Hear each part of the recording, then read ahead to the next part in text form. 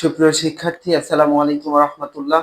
আমি MD Mahfuz, MS academic জোনের পক্ষ থেকে তোমাদের সকলকে জানাই আন্তরিক শুভেচ্ছা ও অভিনন্দন। আজকে তোমাদের যারা নবম এবং দশম শ্রেণীতে অধ্যয়নরত রয়েছে তাদের জন্য রসায়ন বইয়ের দ্বিতীয় অধ্যায় অর্থাৎ পদার্থের অবস্থা নিয়ে ক্লাস করাবো ইনশাআল্লাহ। আমাদের এমএস একাডেমিক জোনে আমাদের এই ইউটিউব চ্যানেলে তোমাদের ইংরেজি থেকে শুরু করে রসায়নের যাবতীয় ক্লাস আমরা পার্ট টু পার্ট দিব ইনশাআল্লাহ। তোমরা আমাদের সাথে থাকিও। তো দ্বিতীয় অধ্যায়ে সর্বপ্রথম যে বিষয়টা আমরা লক্ষ্য করব সেটা হচ্ছে যে আমরা আমি তোমাদের সুবিধার্থে বোর্ডের মধ্যে কিছু নোট করে রাখছি, তোমরা সুন্দর করে দেখে নাও। প্রথমত আমরা যে বিষয়টা জানবো সেটা হচ্ছে পদার্থ কাকে বলে। তো শিক্ষার্থী বন্ধুরা, পদার্থ আমরা কাকে বলবো? পদার্থ হচ্ছে যে সকল বস্তু, অর্থাৎ এই পৃথিবীতে সবকিছুই তো অনেক বস্তু রয়েছে, তাহলে যে সকল বস্তু নির্দিষ্ট ভর আছে, অর্থাৎ বস্তুটার, ধরো যে এটা একটা বস্তু, এই একটা বস্তুর কি আছে, একটা নির্দিষ্ট ভর আছে। তাহলে যে সকল বস্তু নির্দিষ্ট ভর আছে এবং জায়গা দখল করে, আমি যদি এই বস্তুটাকে এইখানে রাখি, দেখো লক্ষ্য করো, এই বস্তুটাকে যদি আমি এইখানে রাখি তাহলে কি করছে, এটা একটা কি নির্দিষ্ট ভর আছে এবং কি করতেছে, একটা নির্দিষ্ট জায়গা দখল করে। তাহলে যে সকল বস্তু নির্দিষ্ট ভর আছে এবং জায়গা দখল করে তাদেরকে আমরা কি বলবো? পদার্থ বলবো। এখন পদার্থের প্রকারভেদ সম্পর্কে জানবো। পদার্থ হচ্ছে প্রধানত তিন প্রকার। এক নম্বর হচ্ছে কঠিন পদার্থ, দুই নম্বর হচ্ছে তরল পদার্থ, তিন নম্বর হচ্ছে বায়বীয় বা গ্যাসীয় পদার্থ। আমরা অনেকে অনেক নামে অভ্যস্ত রয়েছি। তাহলে কঠিন পদার্থ, দুই নম্বর তরল পদার্থ, তিন নম্বর হচ্ছে বায়বীয় বা গ্যাসীয় পদার্থ। তাহলে কঠিন পদার্থ কাকে বলা হয়?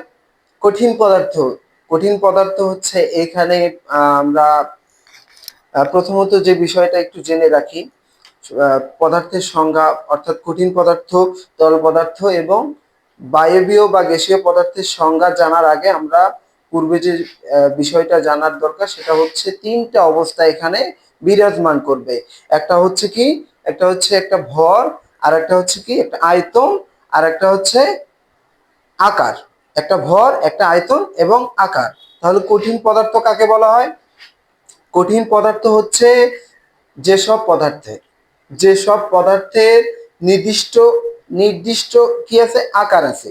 যেসব পদার্থের নির্দিষ্ট আকার আছে, নির্দিষ্ট কি করে আয়তন আছে এবং যে নির্দিষ্ট আকার আছে, নির্দিষ্ট আয়তন আছে এবং নির্দিষ্ট ভর আছে। তাহলে আমরা কঠিন পদার্থের সংজ্ঞাটা কি পাইলাম? যে সকল পদার্থের নির্দিষ্ট ভর আছে, নির্দিষ্ট আকার আছে এবং নির্দিষ্ট কি আছে, আয়তন আছে, তাদেরকে আমরা কি বলবো? কঠিন পদার্থ বলবো।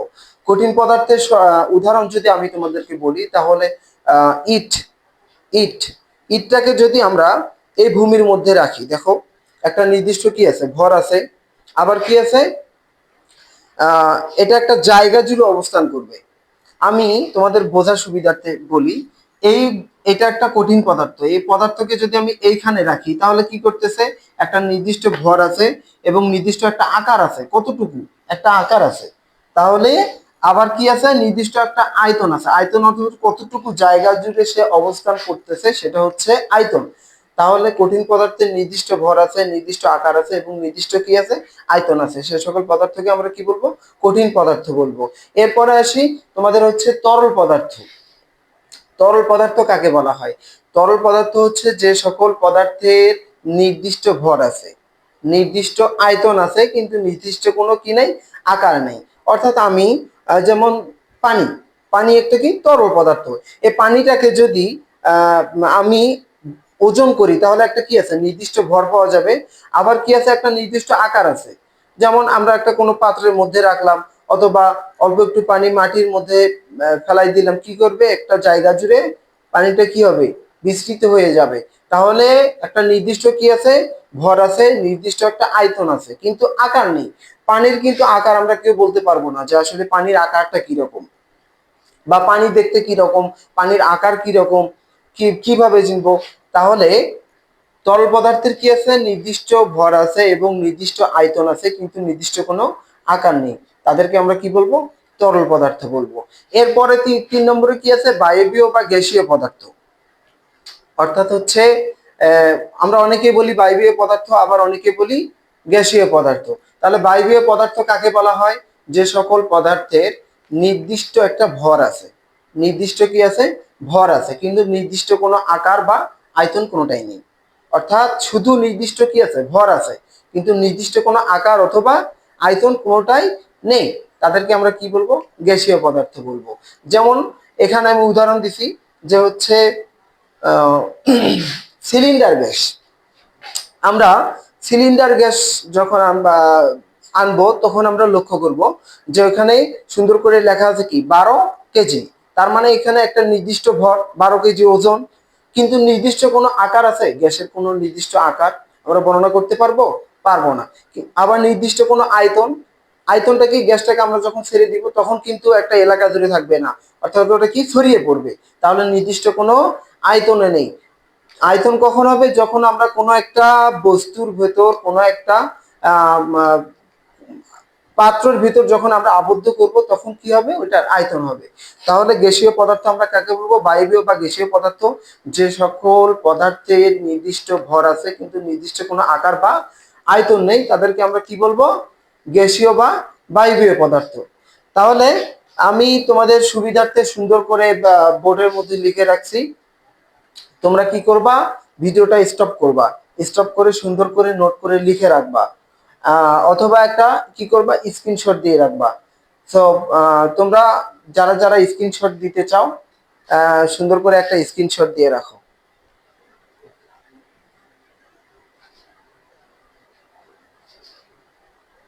আচ্ছা, আশা করা যায় তোমাদের বুঝতে কোনো সমস্যা হয় নাই। এগুলো আমি মিশে ফেললাম, কারণ হচ্ছে আমরা পরবর্তী স্টেপে চলে যাব।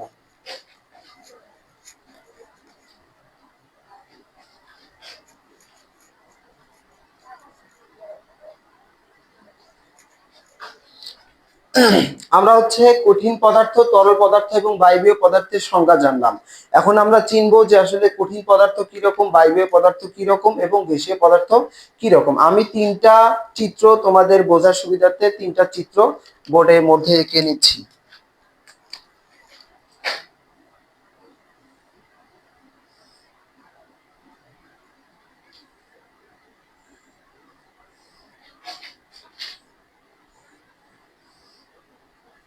আচ্ছা, তিনটা চিত্র, 1 2 3, এটা হচ্ছে 1 নম্বর চিত্র, এটা 2 নম্বর চিত্র, এটা হচ্ছে 3 নম্বর চিত্র। তাহলে এটাকে আমি কঠিন পদার্থ দিব, কঠিন, এটাকে আমি কি করব, তরল পদার্থ দিব, আবার এটাকে আমি কি দিব, গ্যাসীয় পদার্থ দিব। আমরা কঠিন পদার্থের চিত্রে যদি অঙ্কন করি তাহলে কঠিন, আমরা কি জানছি যে কঠিন পদার্থের একটা নির্দিষ্ট আকার আছে, নির্দিষ্ট একটা আয়তন আছে এবং নির্দিষ্ট কি আছে, ভর আছে।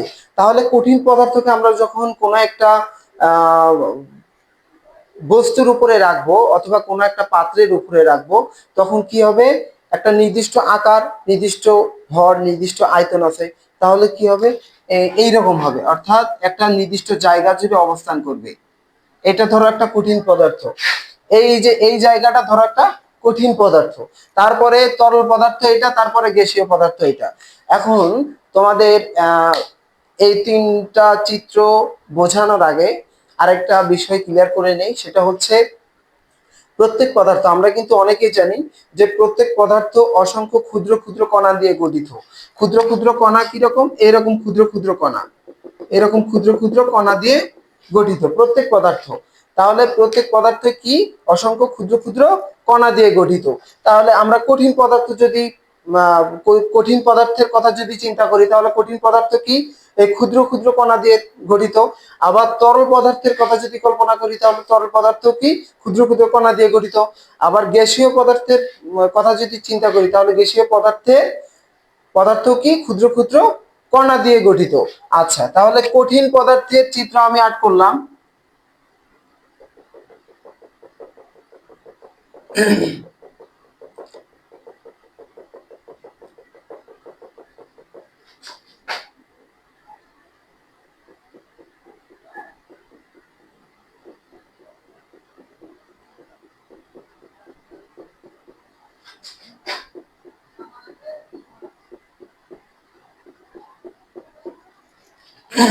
কি করলাম আমরা হচ্ছে কঠিন পদার্থের চিত্র আঁট করলাম, তরল পদার্থের চিত্র আঁট করলাম এবং বায়বীয় বা গ্যাসীয় পদার্থের চিত্র আঁট করলাম।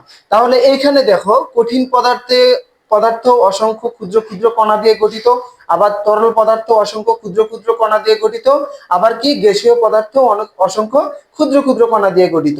এইখানে চিত্রের দিকে যদি আমরা লক্ষ্য করি তাহলে দেখবা যে কঠিন পদার্থের এই কণাগুলো খুব কাছাকাছি স্থানে অবস্থান করতেছে। কঠিন পদার্থের এই ক্ষুদ্র ক্ষুদ্র কণাগুলো কি করতেছে খুব কাছাকাছি, অর্থাৎ একটার সাথে আরেকটা লেগে থাকার মতো অবস্থা, একটার সাথে আরেকটা লেগে লেগে থাকতেছে, অর্থাৎ কঠিন পদার্থের কণাগুলো খুব কাছাকাছি অবস্থান করে। এরপরে তরল পদার্থের দিকে যদি আমরা লক্ষ্য করি তাহলে কি কঠিন পদার্থের তুলনায় তরল পদার্থে কি একটু দূরবর্তী স্থানে অবস্থান করতেছে। এই কণাগুলো কি করতেছে একটু দূরবর্তী স্থানে অবস্থান করতেছে। তারপরে কি আছে গ্যাসীয় পদার্থ। গ্যাসীয় পদার্থের ক্ষেত্রে আমরা দেখি কঠিন এবং তরল পদার্থের তুলনায় আরো কি করতেছে আরো একটু দূরবর্তী স্থানে অবস্থান করতেছে। তাহলে এই যে কণাগুলো অবস্থান করতেছে এই কণাগুলোকে আমরা কি বলবো আন্তঃআণবিক আকর্ষণ কণা। কি বলবো আন্তঃআণবিক আকর্ষণ কণা। অর্থাৎ এই যে কণাগুলো এগুলাকে কি বলবো আমরা আন্ত আণবিক আকর্ষণ কণা। এখন প্রশ্ন হচ্ছে এগুলো আমরা তো কণা জানি, তাহলে আন্তঃআণবিক আকর্ষণ কণা কেন হলো? আন্তঃআণবিক আকর্ষণ কণা এই জন্য হলো, তারা হচ্ছে দেখো এইখানে যে কণাগুলো অবস্থান করতেছে, এই আবার তরল পদার্থে যে কণাগুলো অবস্থান করতেছে ঠিক তদ্রুপ কঠিন পদার্থে যে কণাগুলো অবস্থান করতেছে, এরা কি এমনি এমনি এদের অবস্থান করতেছে না, এদের মধ্যে একটা কি কি থাকে একটা আকর্ষণ বল থাকে। অর্থাৎ একটা কণা আরেকটা কণার উপর একটা কি করে আকর্ষণ বল, একটা আকর্ষণ বলের সৃষ্টি করে। এই আকর্ষণ বলের কারণে একটা কি কি করে এরা এই আন্তঃআণবিক আকর্ষণ কণাগুলো একটা কণা আরেকটা কণার সাথে এক ধরনের আন্তঃআণবিক আকর্ষণ বল বিদ্যমান থাকে, যার কারণে আমরা এখানে নাম দিয়েছি কি আন্তঃআণবিক আকর্ষণ কণা। তাহলে কঠিন পদার্থের ক্ষেত্রে আমরা চিত্র থেকে কি বৈশিষ্ট্য বলতে পারবো?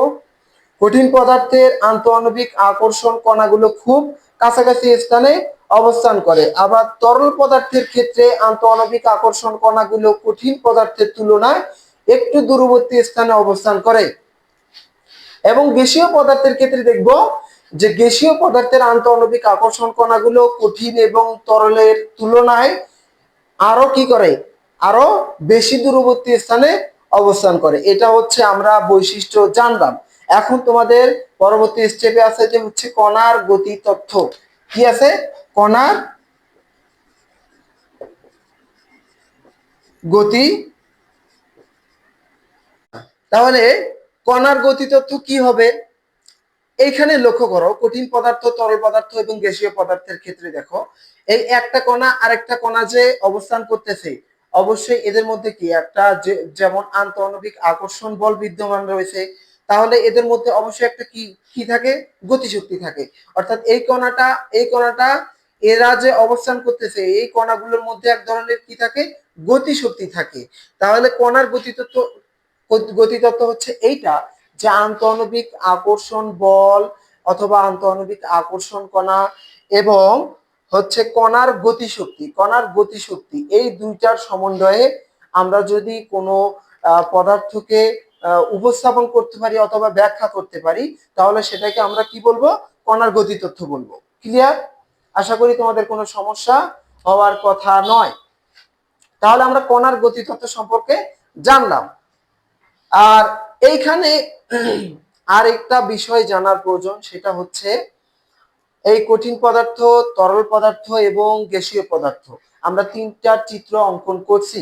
তিনটা চিত্রের ক্ষেত্রে যদি আমরা লক্ষ্য করি তাহলে দেখো কঠিন পদার্থের আন্তঃআণবিক আকর্ষণ কণাগুলো কি করে খুব কাছাকাছি স্থানে অবস্থান করে, তরল পদার্থের আন্তঃআণবিক আকর্ষণ কণাগুলো একটু দূরবর্তী স্থানে অবস্থান করে এবং বায়বীয় পদার্থের আন্তঃআণবিক আকর্ষণ কণাগুলো অনেক দূরবর্তী স্থানে অবস্থান করে। তাহলে এখানে আয়তন প্রসারণের দিক দিয়ে যদি আমরা চিন্তা করি তাহলে কঠিন পদার্থকে যখন আমরা তাপ দিব তখন কণাগুলো খুব কাছাকাছি স্থানে অবস্থান করতেছে, যখন তাপ দিব তখন এর আয়তনটা কি হবে, কম প্রসারিত হবে, কারণ উত্তেজিত কম হবে, কণাগুলো খুব কাছাকাছি স্থানে অবস্থান করতেছে, তার মানে একটা আরেকটার সাথে লেগে আছে।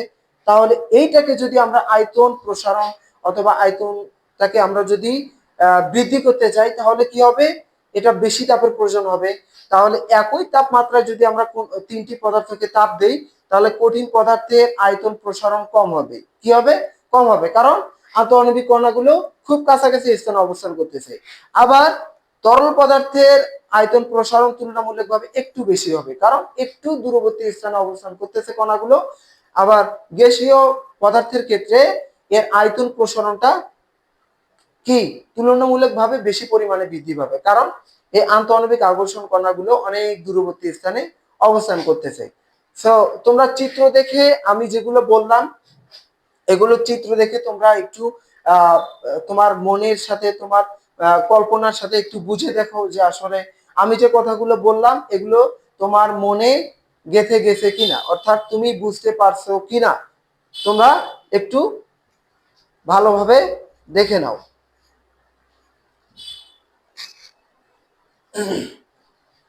আচ্ছা, আশা করি তোমাদের কোনো সমস্যা হওয়ার কথা নয়। তো শিক্ষার্থী বন্ধুরা, আমরা পরবর্তী স্টেপে চলে যাব।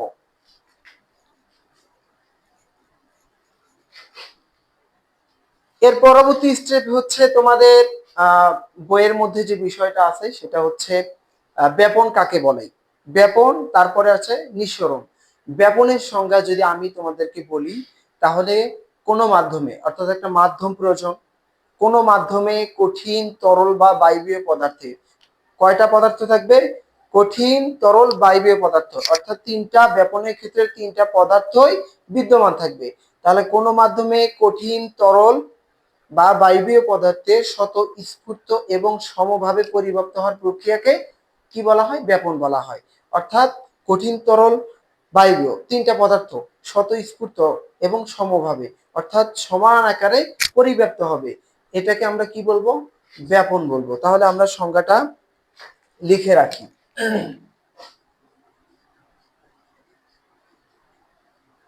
ব্যাপন,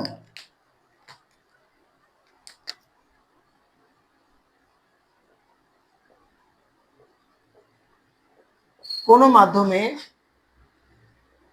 কঠিন তরল বা গ্যাসীয় পদার্থে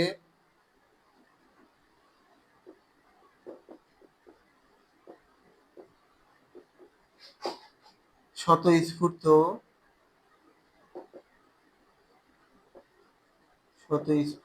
বা সমভাবে পরিব্যাপ্ত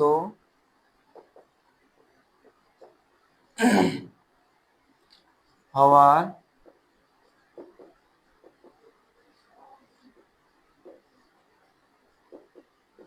প্রক্রিয়াকে কি বলা হয়, ব্যাপন বলা হয়। আচ্ছা,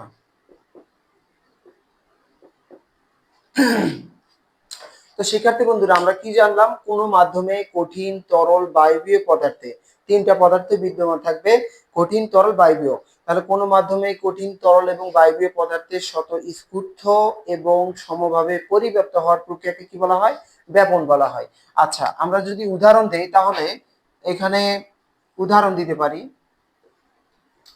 কি দিতে পারি, ঘরের এক কোণে সুগন্ধির মুখ খুলে রাখা।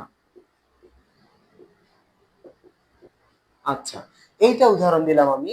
তোমরা লক্ষ্য করো, আমরা একটা বদ্ধ ঘরের মধ্যে অথবা একটা ঘরের মধ্যে যদি ঘরের এক কোণে যদি একটা সুগন্ধির মুখটাকে আমরা খুলে রাখি তাহলে কি হবে, এই সুগন্ধিটা আস্তে আস্তে সমস্ত ঘরটাতে কি করবে, ছড়িয়ে পড়বে না। এই প্রক্রিয়াটা হচ্ছে কি প্রক্রিয়া, ব্যাপন প্রক্রিয়া। তাহলে আমরা সংজ্ঞাটা কি জানলাম, কোনো মাধ্যমে কঠিন তরল এবং বায়বীয় পদার্থের স্বতঃস্ফূর্ত এবং সমভাবে পরিবর্তন হওয়ার প্রক্রিয়াকে কি বলা হয়, ব্যাপন বলা হয়। আচ্ছা, তাহলে আমরা উদাহরণ হিসেবে কি জানলাম, একটা ঘরের মধ্যে যদি আমরা একটা সুগন্ধির মুখ খুলে রাখি তাহলে কি হবে, ওই সুগন্ধিটা আস্তে আস্তে সমস্ত ঘর জুড়ে কি করবে, ছড়িয়ে পড়বে। এটা হচ্ছে ব্যাপন প্রক্রিয়া। এরপরে আমরা নিঃসরণ সম্পর্কে জানবো।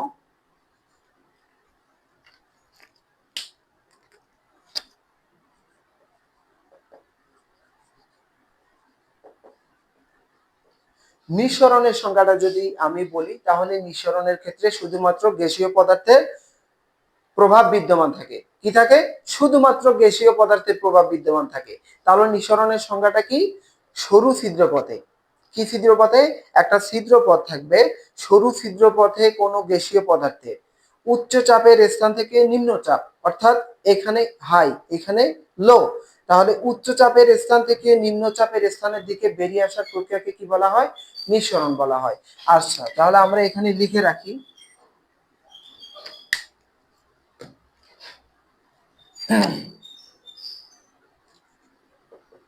কি জানলাম? সরু ছিদ্রপথে কোনো গ্যাসীয় পদার্থে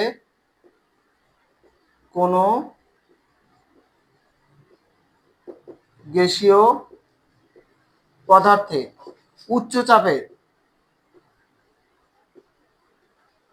উচ্চ চাপের স্থান হতে নিম্ন চাপের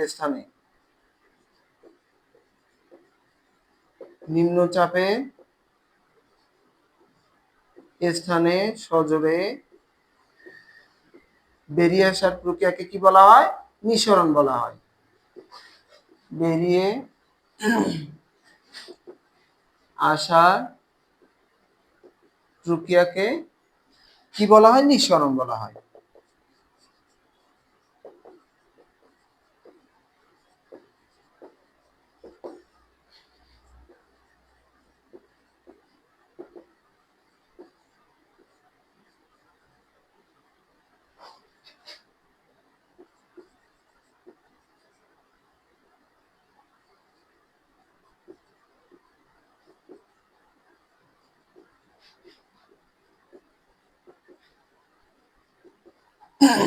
এখানে আমি কি বললাম? সরু ছিদ্রপথে কোন গ্যাসীয় পদার্থের উচ্চ চাপের স্থান থেকে নিম্ন চাপের স্থানে বেরিয়ে আসার প্রক্রিয়াকে কি বলা হয়? নিঃসরণ বলা হয়। নিঃসরণের উদাহরণ আমি এখানে দিছি। একটা আমরা যদি দেখি, আমরা কিন্তু ছোটবেলায় অনেকেই বেলুন দিয়ে খেলা করতাম, খেলতাম না? অবশ্যই তোমরা জানো এটা। তাহলে এই বেলুন দিয়ে আমরা খেলতাম, কি করতাম? এই বেলুনটাকে আমরা মুখ দিয়ে ফুকাইতাম, ফুকাই কি করতাম? যখন ফুকাইতাম তখন বেলুনটা কি হয়ে যেত? বড় হয়ে যেত। এই ফুকানো বেলুনটাকে যখন আমরা কোনো একটা আলপিন দিয়ে ছিদ্র করে দিব, তখন কি হবে? কি লক্ষ্য করা যাবে? এই বেলুনটা থেকে কি গ্যাস সজোরে বেরিয়ে আসতেছে। একটা গ্যাস ওই ছিদ্র অংশ দিয়ে কি করতেছে? বাইরের দিকে বেরিয়ে আসতেছে। তার মানে বেলুনের ভিতরে কি আছে? উচ্চ চাপ আছে। আর বাইরে এলাকাটা হচ্ছে নিম্নচাপ, কারণ একটা আয়তনের মধ্যে অথবা একটা স্থানের মধ্যে আমরা গ্যাসটাকে আবদ্ধ করে রাখছি। যখন আবদ্ধ করে রাখবো তখন অবশ্যই কি হবে? ওটা একটা চাপের সৃষ্টি হবে। আর যখন খোলা জায়গায় আসবে তখন ওটা কি হবে? নিম্ন চাপের স্থানের দিকে আসবে। তাহলে এই বেলুনটাকে যখন আমরা ফুলাবো তখন কি হবে? বড় হবে। এটাকে যখন আমরা ছিদ্র করে দিব তখন কি হবে? উচ্চ চাপের স্থান থেকে নিম্ন চাপের স্থানের দিকে একটা কি গ্যাস সজোরে বেরিয়ে আসবে। এটাকে আমরা বলবো নিঃসরণ। তো ব্যাপন এবং নিঃসরণ দুইটাই কিন্তু একই ধরনের প্রক্রিয়া, মানে কিছুটা কাছাকাছি একই ধরনের প্রক্রিয়া। কেন বললাম? কারণ হচ্ছে ব্যাপন একটা এই প্রক্রিয়াটা যদি কোনো একটা ক্ষেত্রে ব্যাপন প্রক্রিয়া ঘটে তাহলে অবশ্যই সেটাতে কি হবে? নিঃসরণ প্রক্রিয়া ঘটবে। কেন বললাম কথাটা?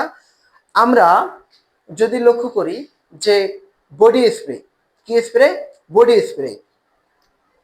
তাহলে বডি স্প্রে কথা যদি আমরা কল্পনা করি, বডি স্প্রেকে যখন আমরা কি করি? এরকম ভাবে চাপ দিই, ধরো এটা বডি স্প্রে, এটাকে যখন আমরা এরকম ভাবে চাপ দিব তখন কি হবে? তখন দেখবা যে চাপ দেওয়ার সাথে একটা গ্যাস সজোরে বেরিয়ে আসতেছে না? তার মানে ওটাতে কি করতেছে? নিঃসরণ করতেছে। আবার এই বডি স্প্রেটা যে আমরা চাপ দিলাম, চাপ দেওয়ার পরে কি হবে? এই বডি স্প্রে যে সুগন্ধিটা, এটা দেখবা যে সমস্ত ঘর জুড়ে কি ছড়িয়ে পড়তেছে।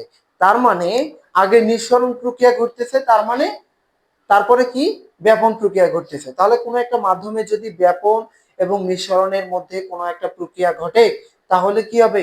আগে নিঃসরণ প্রক্রিয়া হবে, তারপরে ব্যাপন প্রক্রিয়া হবে। এরপরে এইখান থেকে তোমাদের ম্যাক্সিমাম বোর্ডে যে প্রশ্নটা আসে সেটা হচ্ছে ব্যাপন এবং নিঃসরণের মধ্যে পার্থক্য বর্ণনা করো। তোমরা এইখান থেকে কিন্তু পার্থক্যটা সুন্দরভাবে দিতে পারবা। কিভাবে? তোমরা এক পাশে লিখবা ব্যাপন, কি লিখবা? ব্যাপন। আর এক পাশে লিখবা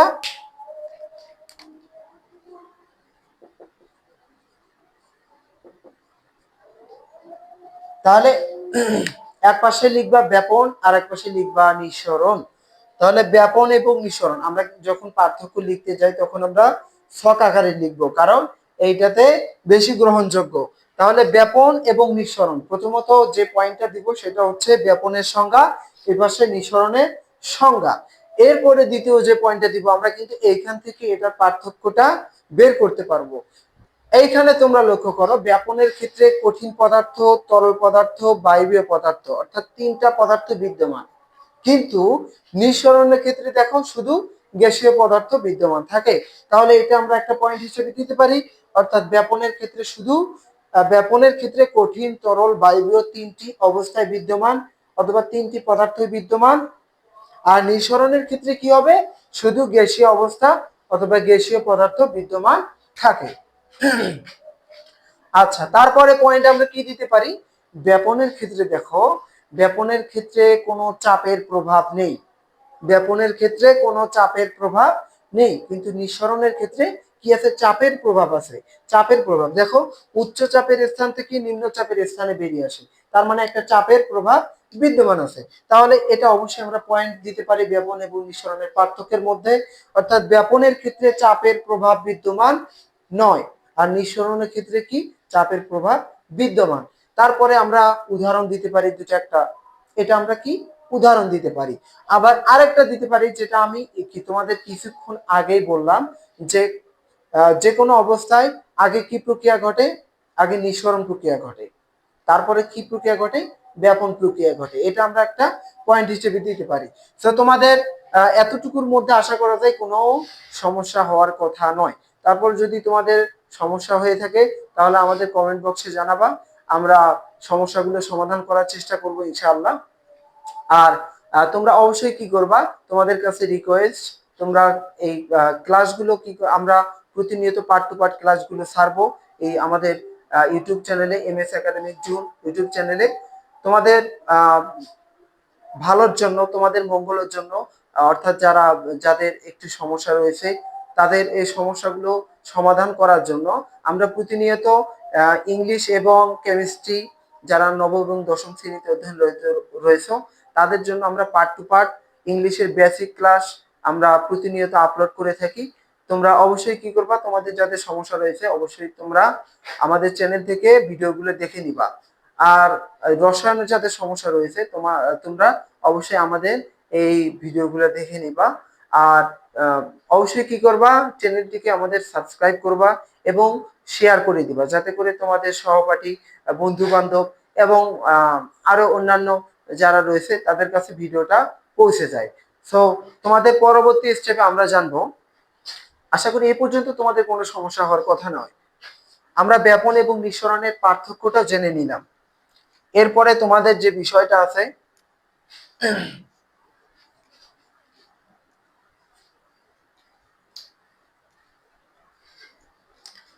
সেটা হচ্ছে গলন। গলন, তোমাদের পরবর্তী টপিক হচ্ছে গলন। গলন কাকে বলা হয়? গলন হচ্ছে আমরা একটা কঠিন পদার্থ নিলাম, এই কঠিন পদার্থকে তাপ দিলে কি হবে? অবশ্যই তরলে পরিণত হবে। তোমাদের বোঝার সুবিধার্থে আমি সুন্দর একটা উদাহরণ দিই, যেমন বরফ। বরফটা একটা কি কঠিন পদার্থ, এই পদার্থকে যখন আমরা তাপ দিব তখন ওটা গলে যাবে। তার মানে কোনো কঠিন পদার্থকে যখন তাপ দিব তখন তার আয়তন প্রসারিত হয়ে কি হবে? তরলে পরিণত হবে। তাহলে কঠিন পদার্থকে তাপ দিয়ে যদি আমরা তরলে পরিণত করি সেই প্রক্রিয়াটা হচ্ছে গলন।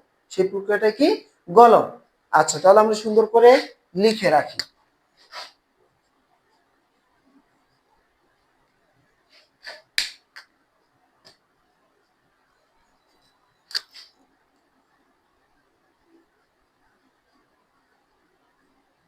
কোনো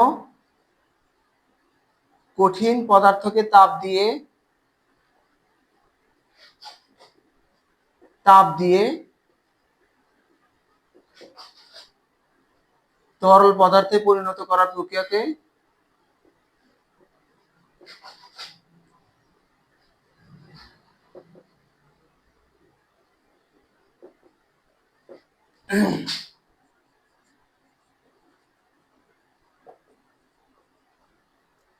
কি বলা হয়? গলন বলা হয়। আচ্ছা,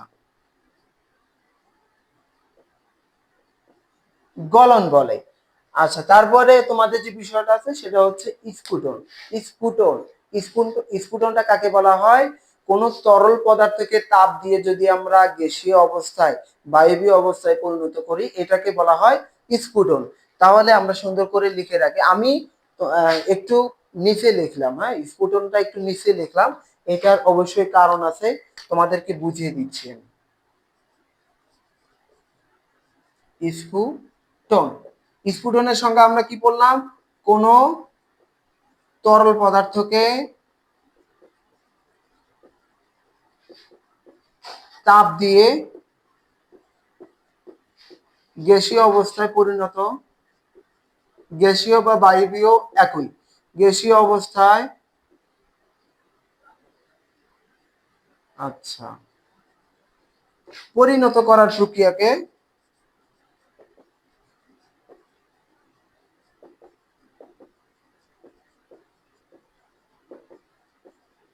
স্ফুটন বলা হয়।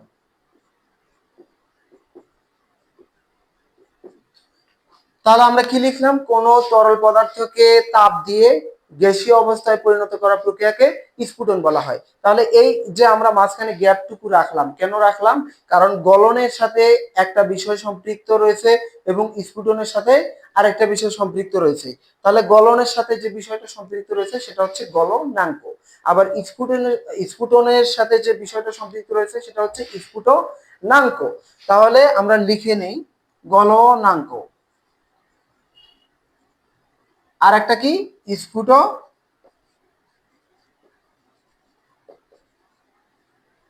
গলনাঙ্ক কাকে বলা হয়? গলনাঙ্ক হচ্ছে একটা নির্দিষ্ট পরিমাণ চাপে, একটা নির্দিষ্ট পরিমাণে চাপে তাপ প্রয়োগ করতে হবে। অর্থাৎ একটা নির্দিষ্ট পরিমাণে চাপ থাকবে, এই চাপের মধ্যে কত তাপমাত্রা লাগবে সেটা পরের ব্যাপার, কিন্তু একটা নির্দিষ্ট চাপের মধ্যে তাপ দিতে হবে।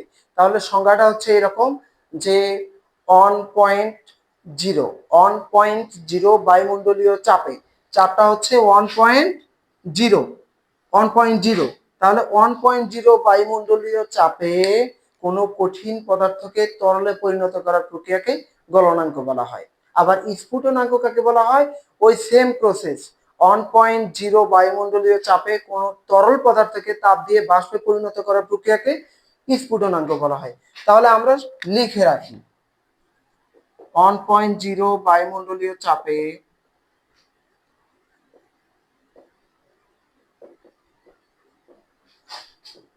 কোনো কঠিন পদার্থকে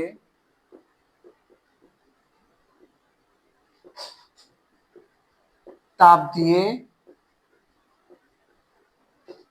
তরলে পরিণত করার প্রক্রিয়াকে,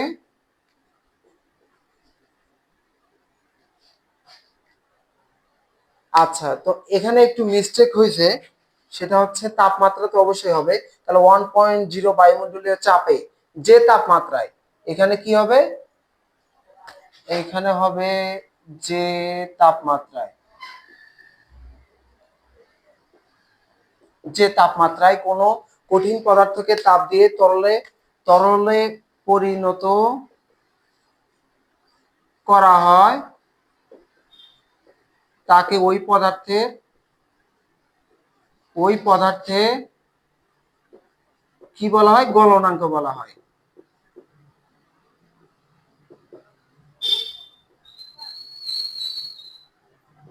1.0 বায়ুমণ্ডলীয় চাপে একটা নির্দিষ্ট পরিমাণ চাপ থাকবে, যে তাপমাত্রায় কোনো কঠিন পদার্থকে আমরা কি করব? তরলে পরিণত করতে পারবো। এই তরলে পরিণত করা হয় তাকে হচ্ছে ওই পদার্থে অর্থাৎ যে পদার্থটাকে আমরা কি করব, তরলে পরিণত করব, তাকে ওই পদার্থে গলনাঙ্ক বলা হয়। স্ফুটনাঙ্কের সংজ্ঞা এরকম যে 1.0 বায়ুমণ্ডলীয় চাপে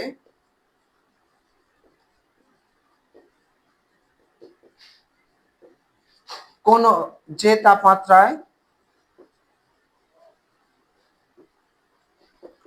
কোন তরল পদার্থ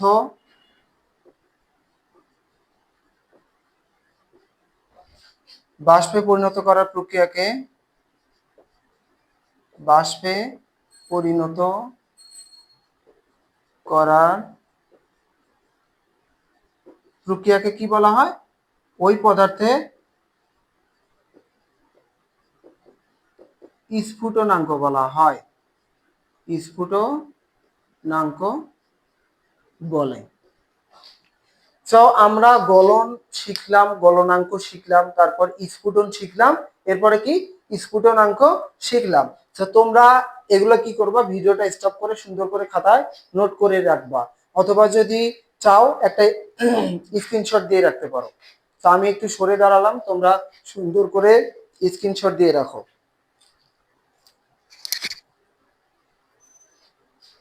আচ্ছা, আমরা পরবর্তী স্টেপে চলে যাব।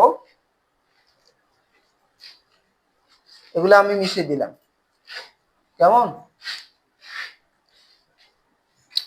এরপরে আছে মোমের তিন অবস্থা, অর্থাৎ একটা মোমবাতি তিনটে অবস্থা বিদ্যমান থাকে। আমি এখানে তোমাদের একটা মোমবাতি ধরো আট করে নিলাম, এটা ধরো একটা মোমবাতি।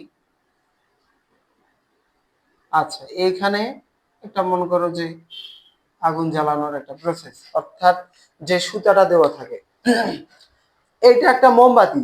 তাহলে মোমবাতি যখন আমরা দোকান থেকে কিনে আনি, তখন প্রথম অবস্থায় প্রাথমিক অবস্থায় কি থাকে, কঠিন থাকে, শক্ত থাকে, কঠিন থাকে। তাহলে এইটাকে যখন আমরা কি করব, এখানে আগুন লাগাই দিব বা আগুন ধরাই দিব, তখন কি হবে, ওই মোমটা কি হবে, ধরো যে এটা একটা মোমবাতি, এখানে যদি আমরা আগুন ধরাই দেই, তাহলে কি হবে, মোমটা আস্তে আস্তে গলে যাবে, অর্থাৎ কঠিন পদার্থটা তরলে পরিণত হবে। আবার তোমরা লক্ষ্য করবা, সেটা হচ্ছে যে এই যে আগুনটা জ্বলতেছে, এটা কি আস্তে একটা মানে অনেক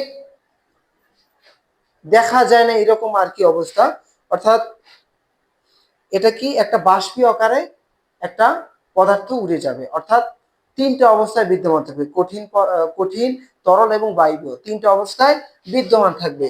এইটাকে যখন আমরা মোমটাকে যখন আগুন লাগাই দিব, তখন কি হবে, এটা গলে গলে গলে গলে পড়ে যাবে। এক সময় কি হবে, এটা জ্বলতে জ্বলতে জ্বলতে জ্বলতে এটা কি গলে বাষ্পীয় আকারে পরিণত হবে। তাহলে এই যে মোমের তিন অবস্থা, অর্থাৎ প্রথমত কঠিন অবস্থা ছিল, তারপরে আগুন লাগানোর পর তরল অবস্থা হয়েছে, আস্তে আস্তে কি হইতেছে, বাষ্পীয় আকারে পরিণত হচ্ছে। আর একটা উদাহরণ দিয়ে রাখি তোমাদের, এটা ধরো একটা বরফ, এটা কি, এটা একটা হচ্ছে বরফ, ধরো যে এটা একটা বরফ। আচ্ছা, তাহলে এই বরফটাকে যখন আমরা কি দিব, তাপ দিব, বরফটাকে যখন আমরা তাপ দিব, তখন কি হবে, তরল পদার্থে পরিণত হবে। তাহলে কি হবে, এই যে তরল পদার্থে স্বাভাবিক তাপমাত্রায় এটা কি হবে, তরল পদার্থে পরিণত হবে। আবার এটাকে যখন আমরা তাপ দিব, তখন কি হবে দেখো তো, এই যে একটা বাষ্পীয় আকার কি হবে, এখানে বাষ্পীয় একটা প্রভাব তৈরি হবে। অর্থাৎ এই বরফটাকে যখন আমরা তাপ দিব, তরলে পরিণত হবে। এটাকে যখন আরো তাপ দিব, তখন কি হবে, এই যে তরলটা, পানিটা বাষ্পীয় আকারে উপরে চলে যাবে। তাহলে এটা হচ্ছে তিন অবস্থা, অর্থাৎ একটা বরফের তিনটা অবস্থা বিদ্যমান থাকে। ঠিক তদ্রূপ এখানে একটা মোমবাতির ক্ষেত্রে তিনটা অবস্থা বিদ্যমান থাকে। তাহলে যে সকল আহ এই যে তিনটা অবস্থায় যে বিদ্যমান রয়েছে, যে সকল আহ বস্তুর ক্ষেত্রে, অথবা যে সকল আহ আমরা এটা পদার্থ ধরতে পারি, তাহলে যে সকল পদার্থের ক্ষেত্রে এই তিনটা অবস্থায় বিদ্যমান থাকে, তাহলে এই সকল বিন্দুগুলাকে, অথবা যে সকল বিন্দুতে তিনটা অবস্থায় বিদ্যমান থাকে, এই সকল বিন্দুকে আমরা ত্রৈধ বিন্দু বলবো। কি বলবো, ত্রৈধ বিন্দু। বানানটা হচ্ছে এরকম যে ত্রৈধ বিন্দু, অর্থাৎ তিনটা অবস্থায় বিদ্যমান থাকবে। তাহলে এটা হচ্ছে তোমাদের বেসিক, মানে শুধু জেনে রাখার জন্য, এটা তোমাদের তেমন কোনো কাজের না।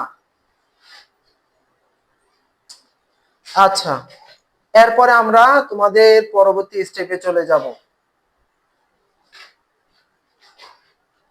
এবার আমরা শিখবো যে তোমাদের পরবর্তী টপিক যেটা আছে সেটা হচ্ছে কি, সেটা হচ্ছে মানে পাতন এবং ঊর্ধ্বপাতন। কি আছে, একটা আছে পাতন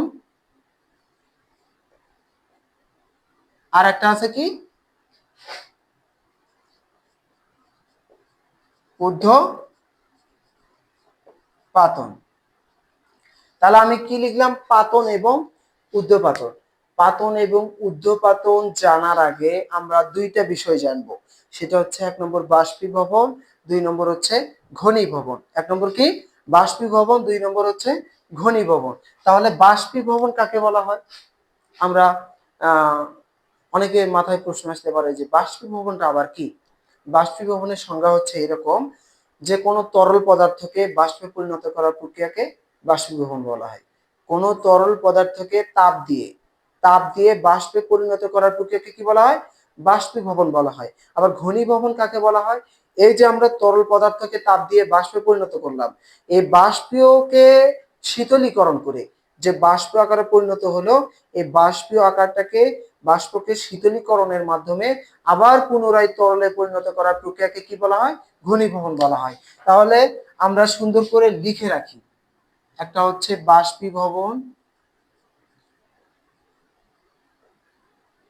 আর একটা কি, আচ্ছা আমি এখানে হয়তোবা নাও আটতে পারে, আমি একটু এদিকে সরাই লিখলাম বাষ্পীভবন, দুই নম্বর আছে হচ্ছে ঘনীভবন। তাহলে বাষ্পীভবনের সংজ্ঞাটা আমরা কি জানলাম, কোন একটা তরল পদার্থকে তাপ দিয়ে বাষ্পে পরিণত করার প্রক্রিয়াকে বাষ্পীভবন বলা হয়। তাহলে কোন তরল পদার্থকে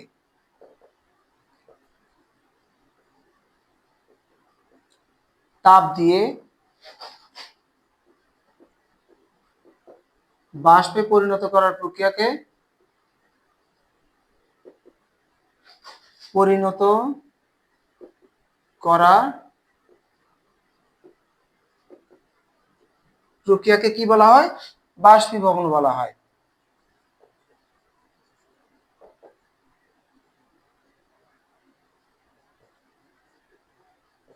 ঘনীভবন কাকে বলা হয়?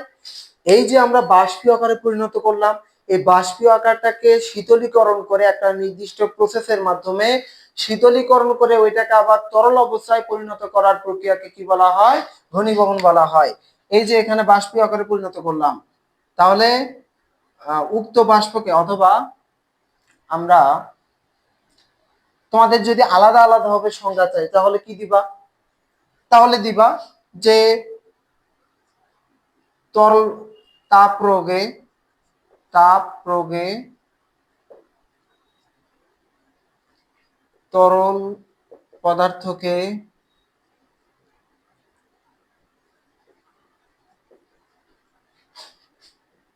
বাষ্পে পরিণত করে উক্ত বাষ্পকে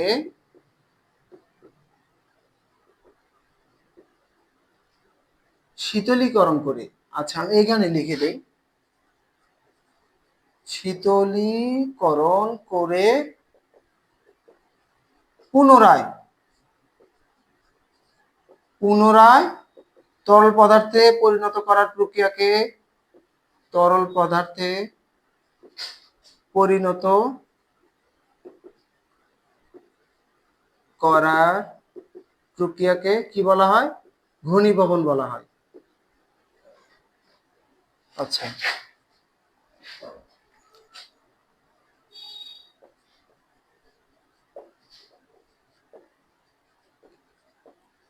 ঘনীভবন বলা হয়।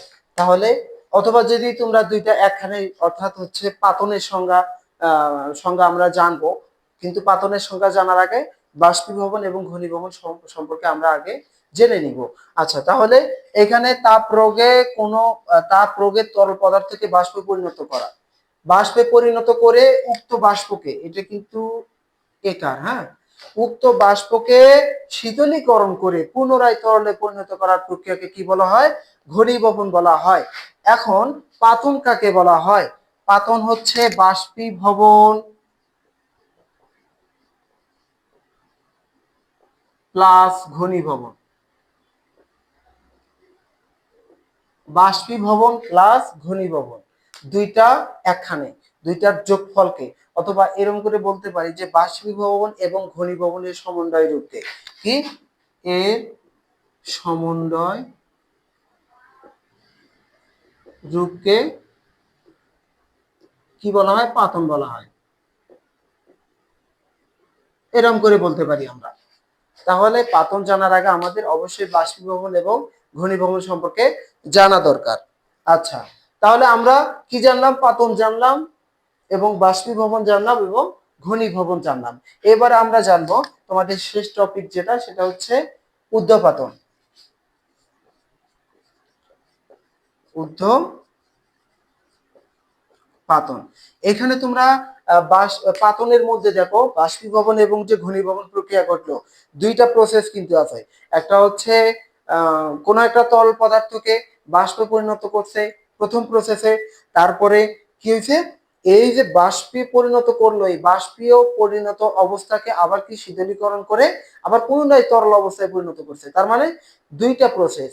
কিন্তু এইখানে দেখো, এইখানে ঊর্ধ্বপাতনের ক্ষেত্রে একটা প্রসেসেই সংঘটিত হবে, অর্থাৎ হচ্ছে ঊর্ধ্বপাতনের সংজ্ঞাটা হচ্ছে এরকম, তোমাদের আগে আমি একটু ক্লিয়ার করে দেই। সেটা হচ্ছে কোনো কঠিন পদার্থকে, আমরা জানি কঠিন পদার্থকে তাপ দিলে কি হয়? তরল পদার্থে পরিণত হয়। কিন্তু ঊর্ধ্বপাতনের ক্ষেত্রে সম্পূর্ণ বিপরীত হবে, অর্থাৎ কোন একটা কঠিন পদার্থকে, এটা একটা কঠিন পদার্থ, এটাকে যখন আমরা তাপ দিব সরাসরি তরলে পরিণত না হয়ে যদি সরাসরি কি হয়? বাষ্পে পরিণত হয়। অর্থাৎ কোন একটা কঠিন পদার্থকে তাপ দিলে তার তরলে পরিণত না হয়ে যদি সরাসরি বাষ্পে পরিণত হয়, তাহলে সেই প্রক্রিয়াকে আমরা কি বলবো? ঊর্ধ্বপাতন বলবো। তাহলে আমরা সুন্দর করে লিখে রাখি, যে প্রক্রিয়ায়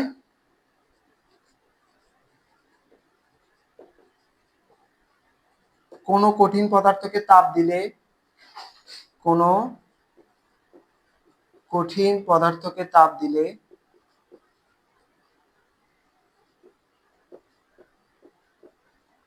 তা তরলে পরিণত না হয়ে কি হবে? তরলে পরিণত না হয়ে সরাসরি কি অবস্থায় পরিণত হবে? বাষ্পীয় অবস্থায় পরিণত হয়।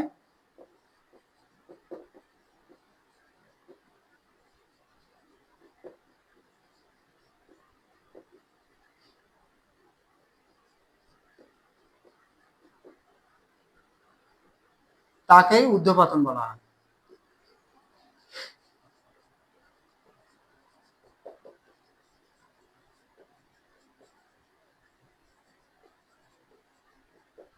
তোমরা লেখাগুলো ক্লিয়ার বুঝতে পারতেছো কিনা অবশ্যই কমেন্ট বক্সে জানাবা। কারণ হচ্ছে আমরা তোমাদের কমেন্টের মাধ্যমে যদি আমরা বুঝতে পারি যে কোনো সমস্যা, লেখা বুঝতে সমস্যা, তাহলে আমরা পরবর্তী ক্লাসে এটা সংশোধন করার চেষ্টা করবো ইনশাআল্লাহ। তাহলে আমি কি লিখলাম? যে প্রক্রিয়ায় কোনো কঠিন পদার্থকে তাপ দিলে তার তরলে পরিণত না হয়ে কি হবে? সরাসরি বাষ্পে পরিণত হবে, তাকে আমরা ঊর্ধ্বপাতন বলবো। তাহলে ঊর্ধ্বপাতনের সংজ্ঞাটা কি? ঊর্ধ্বপাতনের সংজ্ঞা হচ্ছে যেমন কার্বন ডাই অক্সাইড গ্যাস কি হবে?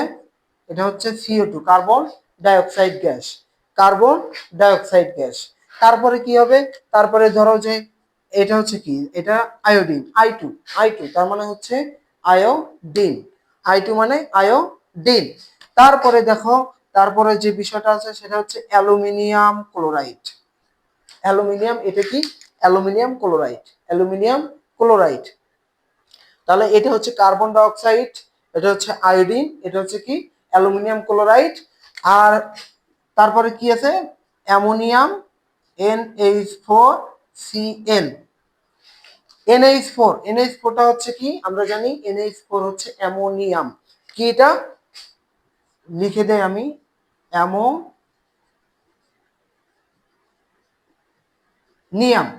অ্যামোনিয়াম। আর ক্লোরিন পরমাণু যেহেতু যুক্ত হয়েছে, সেক্ষেত্রে নাম হয়েছে কি?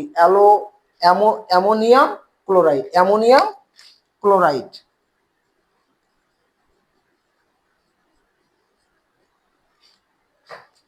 ইত্যাদি। তোমাদের দ্বিতীয় অধ্যায়ে তেমন জটিল কোনো বিষয় আসবে না, তবে তোমরা একটু সংজ্ঞাগুলো ভালো করে মুখস্থ করে নিবা। আর দ্বিতীয় অধ্যায় থেকে যে বিষয়টা আসে নৈবেত্তিক একটু বেশি আসবে, আর তোমাদের ক এবং খ বিভাগে প্রশ্নগুলো বেশি আসতে পারে, কারণ আমরা যে টপিকগুলো পড়লাম ম্যাক্সিমাম গুলো ক এবং খ বিভাগের ক্ষেত্রে বেশি প্রযোজ্য। তাহলে এটা হচ্ছে কি কার্বন ডাইঅক্সাইড, এটা হচ্ছে আয়োডিন, এটা অ্যালুমিনিয়াম ক্লোরাইড, এটা হচ্ছে অ্যামোনিয়াম ক্লোরাইড। এগুলোর ক্ষেত্রে কি হয়, সাধারণত ঊর্ধ্বপাতন প্রক্রিয়া সংঘটিত হয়। সো তোমাদের এই অধ্যায়ে মোটামুটি সবগুলো টপিক নিয়ে আমি আলোচনা করলাম। এগুলোর মধ্যে যদি তোমাদের কোনো বোঝার সমস্যা থাকে অথবা কোনো একটা টপিকে যদি বুঝতে সমস্যা হয়ে থাকে, তাহলে আমাকে কি করবা, অবশ্যই কমেন্ট বক্সে জানাবা, যাতে করে আমরা পরবর্তী ক্লাসে তোমাদের এই সমস্যাগুলো সমাধান করতে পারি। তো তোমরা কি করবা, এইটা সুন্দর করে ভিডিওটা স্টপ করে খাতায় নোট করে লিখে নিবা, অথবা একটা স্ক্রিনশট দিয়ে নিতে পারো।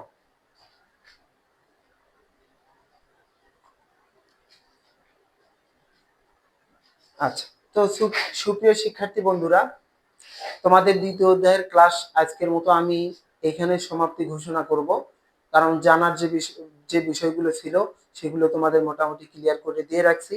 তারপরে যদি তোমাদের কোনো সমস্যা হয়ে থাকে অথবা আমাদের এই ক্লাসটাতে যদি তোমাদের বুঝতে সমস্যা হয়ে থাকে, তোমরা অবশ্যই কি করবা, আমাদের চ্যানেলটিকে সাবস্ক্রাইব করবা, সাবস্ক্রাইব করে আমাদের সাথেই থাকবা। তোমরা যদি সাবস্ক্রাইব করো, আমাদের কমেন্ট করো, অনুপ্রেরণা দাও, তাহলে আমরা কি করতে পারবো, আগামী ক্লাসগুলো আরো সুন্দর, মাধুর্যপূর্ণ, এবং যাতে করে তোমাদের কোনো সমস্যা না হয় এগুলো বিষয় খেয়াল করে আমরা অনেক ক্লাসগুলো আপলোড করতে পারবো, ক্লাসগুলো নিতে পারবো। তো তোমরা অবশ্যই কি করবা, চ্যানেলটিকে সাবস্ক্রাইব করবা, অবশ্যই কমেন্ট করবা, লাইক করবা, এবং অবশ্যই ভিডিওটা কি করবা, শেয়ার করে দিবা।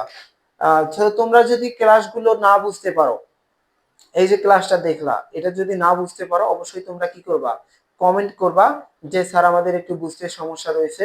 তাহলে আমরা কি করব, আমাদের এমএস একাডেমিক জোনের পক্ষ থেকে প্রত্যেকটা অধ্যায়ের আমাদের নিজস্ব হ্যান্ড নোট রয়েছে। এই নোটগুলো আমরা নিজেই তৈরি করেছি, এবং এই নোটগুলো যদি তোমরা তোমাদের কাছে রাখো এবং প্রতিনিয়ত যদি অধ্যয়ন করো, তাহলে আশা করা যায় কোনো সমস্যা হওয়ার কথা না। তো তোমরা যদি একান্তই ভাবে বুঝতে তোমাদের সমস্যা হয়ে থাকে, তোমরা অবশ্যই কি করবা, কমেন্ট বক্সে জানাবা, এবং কমেন্টে অবশ্যই বলবা যে স্যার আমাদের নোটগুলো লাগবে। তাহলে আমরা কি করব, তোমাদের হোয়াটসঅ্যাপে পিডিএফ ফাইলগুলো দিয়ে রাখবো, বা হোয়াটসঅ্যাপে পিডিএফ ফাইলগুলো দিব। তো এইটা পিডিএফ ফাইলগুলো নিতে গেলে অবশ্যই কি করতে হবে, শর্ত হচ্ছে আমাদের চ্যানেলটিকে সাবস্ক্রাইব করতে হবে, কমেন্ট করতে হবে, লাইক করতে হবে এবং শেয়ার করতে হবে। সো আজকের মতো ক্লাসটা এখানে সমাপ্তি ঘোষণা করছি। দেখা হচ্ছে নেক্সট ক্লাসে। সে পর্যন্ত সকলে ভালো থাকবা, সুস্থ থাকবা। আসসালামু আলাইকুম ওয়া রাহমাতুল্লাহ।